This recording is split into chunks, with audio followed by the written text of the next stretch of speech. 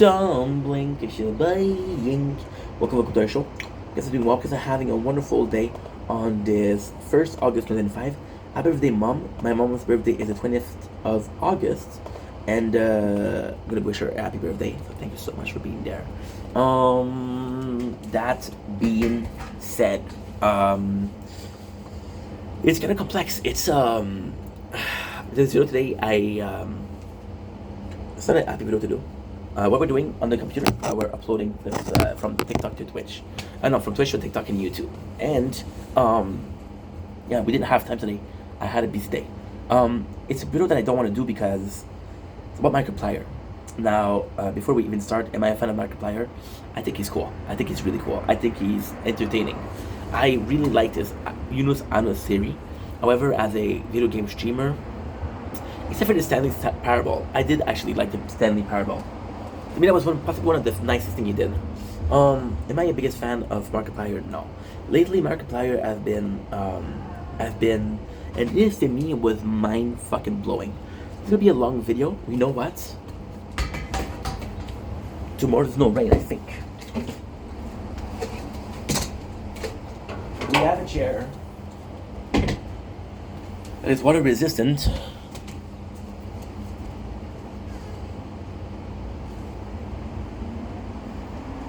And we have a chair that is comfy. This video you're gonna see ADHD ink, so I'm gonna be drinking coffee, which we have right here, coffee and mashed taters. So I'm gonna be doing a lot. This is a long video, so grab a seat, grab something to drink, it's gonna be fun. Markiplier right now is under fire. Now, it's kind of nice because Markiplier being under fire is kind of very soft because he's one of the most beloved content creator on YouTube. He's actually a nice guy. I was one of the only guy that didn't try to screw over his fan, which we appreciate. I was one of the only guy that didn't have a scandal, which we appreciate. Mark is a good guy. So he comes under fire because he's promoting AI Fight Night. Now, what is AI Fight Night? I didn't even check. I'm not gonna spend or I'm not gonna encourage or support AI content. Now, here's my issue, right? So Markiplier has been under fire for saying, yo, so it's kind of nuts, okay? Because I'm going to be talking about the situation and I'm going to talk about my perception and what makes me think the way I think. So people were like, yo, Markiplier, you've been doing content for how many years? You're a content creator. AI is going to be replacing content creation. They're literally coming after your job. And it's like you don't give a fuck anymore. And then some people that were a bit more of an asshole, where they said it was like, oh yeah, you made your money and now you don't care about what happened to the smaller content creator. See? A person, PewDiePie happened to the same thing.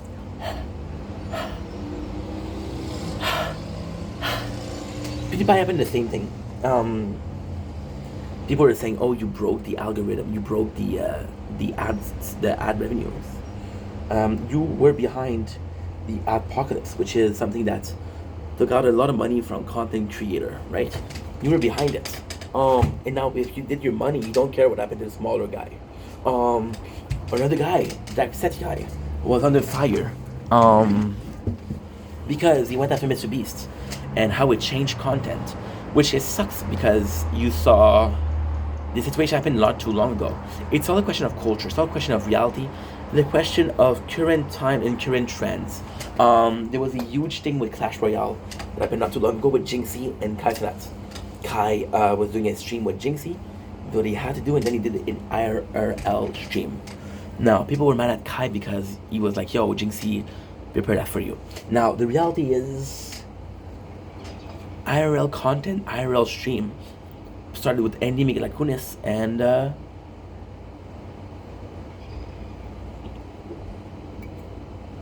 Ice Poseidon years ago. It's not going viral. You see Speed doing it, you see all of the big names doing it, right? AMP is doing it a lot. Kai didn't leave Jinxie, he wanted to do something where it would get more money. Which is, you can't blame somebody. He did what he had to do, and then he left. Which is kind of normal. However, I don't appreciate how people were like, yo, Kai, you're what you did was not okay. No, what he did was okay because that was the attempt. Period. Now, could have you been a nicer guy? Yes. Could it be a nicer guy? Absolutely. But he wasn't. For Jacksepticeye, when he complained about Mr. Beast and how he changed the what should we call it? How he changed how people were using YouTube. Was he wrong in what he said? No, he wasn't wrong in what he said. I think he wasn't wrong at all. I think he was right. When Mr. Beast came in, he had a special type of thumbnail, and everybody tried to start using those thumbnails, right? Because the algorithm was clever, right? Was saying, hey, those thumbnails work, they work. So Jacksepticeye was right? So what are we talking about these 4 people? Well, because they're old school YouTube. Kai Cenat isn't old school. However, Kai Cenat is a special position. Kai Cenat literally is second generation. When he was young, he used to watch content creator, and he literally had a training on how to be a content creator. You know what I mean? This is kind of cool. So let's go back to Markiplier, because again, this is the subject. Markiplier will literally build the platform by his own hands. Markiplier will sit at billions of views. Billions. I think it's 20 billion views. And he's one of the most, content creator, but also one of the most viewed one. Markiplier doesn't need to do videos? No, he doesn't need to do videos. He did an ad in a bath, which was super funny, of AFK Journey. It was super funny because it was like, oh, I don't give a fuck, but I actually do. So I actually really like that. He's coming in, the AI. Do I think Markiplier is wrong? See, with Markiplier, it's such a hard question, because, and this is where I was going. Jacksepticeye did a lot on YouTube. PewDiePie did a lot on YouTube. They kind of moved on. They're still making content. There's a Magic the Gathering with Final Fantasy, and you see Jacksepticeye and the ad. They kind of moved on, which I appreciate. Markiplier, I think, comes from a place where you understand that he might not be as relevant as he was before. I think he's still relevant a lot, but do I think that Markiplier is still relevant? Absolutely. But I think Markiplier is relevant in part because of how little he does. It's like that's your best friend that lives afar, and when you see them, you're like, holy shit, I haven't seen you in so long. Whereas a friend that you see every single day, is different. So when you do see Markiplier, you're like, holy shit, he posted. Hello. So yes, I think this is what's going on. I think Markiplier, what he's doing is very noble. He possibly is looking at the next generation of streamer and saying, hey, I had a good time. This is what people want to see. Cool. I don't need to work anymore. The thing that I do, and then because I want to have fun. Markiplier went back for Five Nights at Freddy. Why? Because he genuinely liked the game. He actually liked the game. So fuck if it's not popular. He went back to the game. PewDiePie, we're talking about PewDiePie, did the exact same thing with Minecraft. Jacksepticeye did the exact same thing with what? Dark Soul. Sorry, Bob. So to me, it was kind of nice to see all of those people being in a different situation, but the same. So now, Mark answer was, guys, and this is where this is where it gets crazy. I'm not gonna give you guys Mark answer. I have to give it to you because you're gonna think I made it up. Mark was saying, guys, I've been using Photoshop for all my thumbnails. Photoshop is an AI tool. I don't do well, but I'm still using an AI tool. So the argument of Mark was doing is, we've been using AI for so long. It's just evolution. It's like using a hammer from the 50s versus a hammer right now. The hammer right now might be better suited for what you need to do. So it's still using the same tool, but that tool itself has evolved, right? Now, my perception of AI has completely changed. And I hope the better way. So about 2 months ago, I made a video about AI. And I was saying how scary it was. And now I was kind of against AI for I was kind of against AI for obvious reason. It missed the soul, it missed emotion. It wasn't human, right? And then I had a friend that made the content, and I was giving him prop because I was like, yo, you made a song related to AI, and it was kind of scary how much he did through AI. And he's like, no, I use this program, There's a lot of work. Yes, AI helped me, but it was still me that did it. And to me, it reminded me of Rich Piana. Rich Piana, which was one of my role models.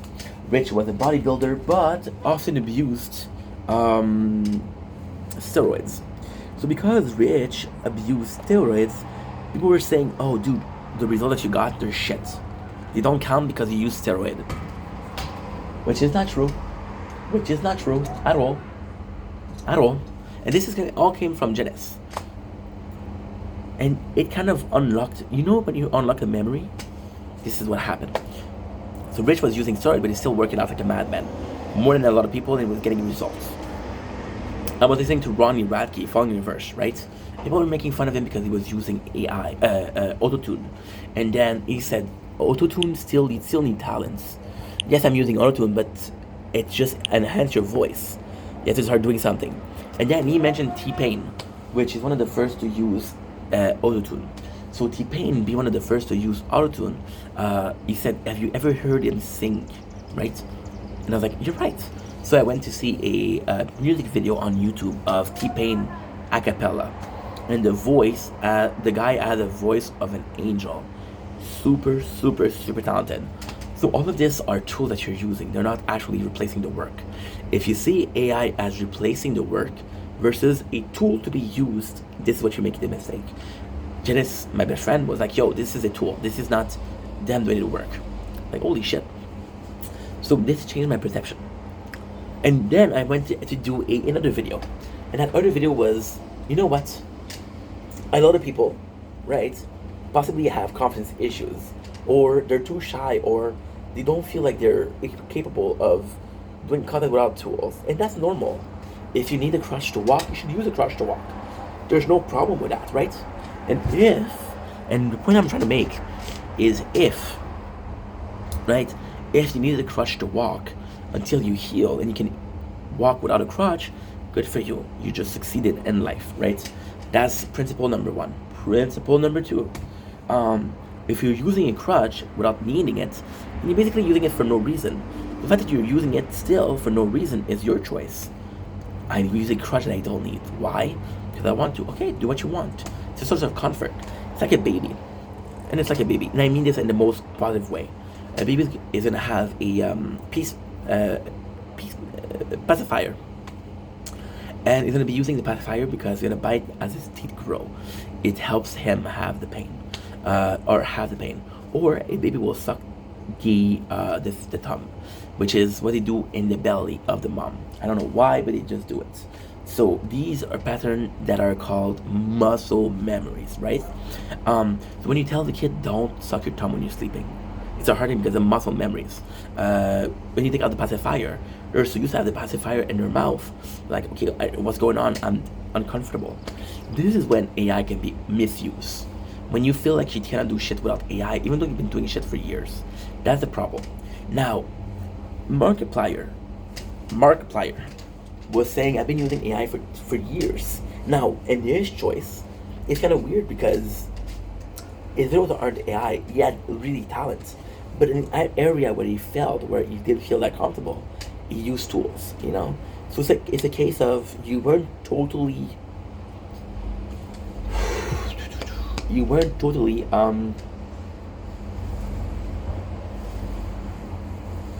you had help, kinda.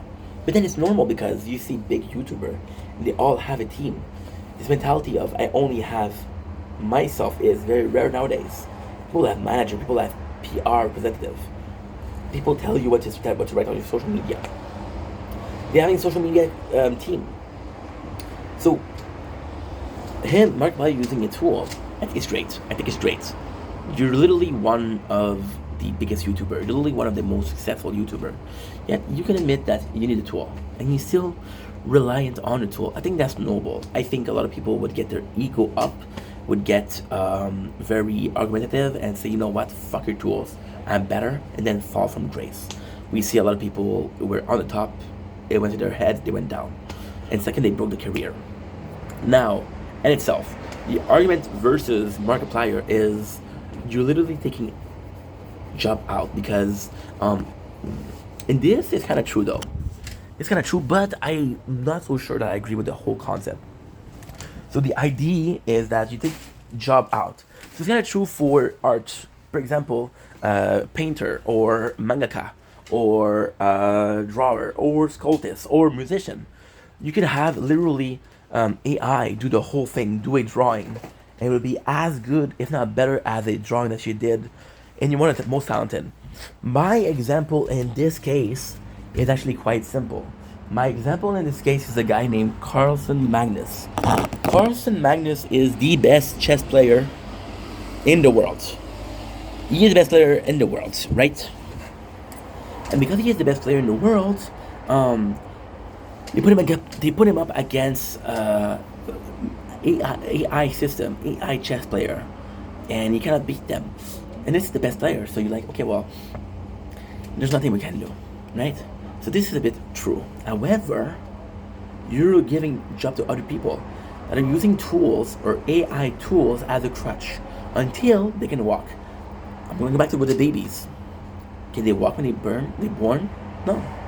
No. Can they walk when they burn? Holy shit, that went dark fast. Can they walk when they're born? No. They need to slowly build the muscle mass. I'm watching Lost again. And Lost, there's a story about a moth. And the moth is trying to get out of the cocoon. And one of the main character, John, says, I can literally, oh my god. Lost once again saves the day. There's a moth in a cocoon. This is, you can see episode number 5 on Netflix before 14th of August, otherwise it leaves the platform. There's a moth in a cocoon. And the cocoon is broken in the top. So then John, takes a knife and said, hey, I can open up the cocoon and open it. But if I do that, the moth is going to go out and won't be strong enough to survive. The moth, when it's strong enough to survive, will come out of the cocoon itself. And this is exactly AI. What if the people that were in the cocoon needed to get stronger and stronger and stronger and get confidence? And you think AI was the way to go? Let's not think about this generation of making content. Think about the next generation. I was inspired by content creator. They were inspired by nobody because it was the first generation. I'm the second generation of content creator. I've been making content for 4 years. There's already people like MadPat who took their retirement, you know? So, is AI danger for... Is AI danger for future generation? Yes. But then it's a new climate, it's a new reality. ChatGPT, the same thing as Google was when it came out. People were against it. I think right now, life is about balance. I think right now the balance is a question of how much AI is too much AI versus how much of your work can be considered normal work. Markiplier is not behind it. Markiplier was able and is still able to show that it doesn't need AI to make good content. It doesn't need AI to... The guy that you should go against is Pop. And again, I'm not saying to get aggressive or violent, I'm not inciting to hate, but this guy has multiple channels that are completely AI generated. Now that's a problem. The problem isn't the guy that has been making content for 15 years without AI. And there's sometimes I use AI as a tool. The problem are people that want to automatize their content. That's a problem. Anyway, I love you guys. Take it easy. Peace.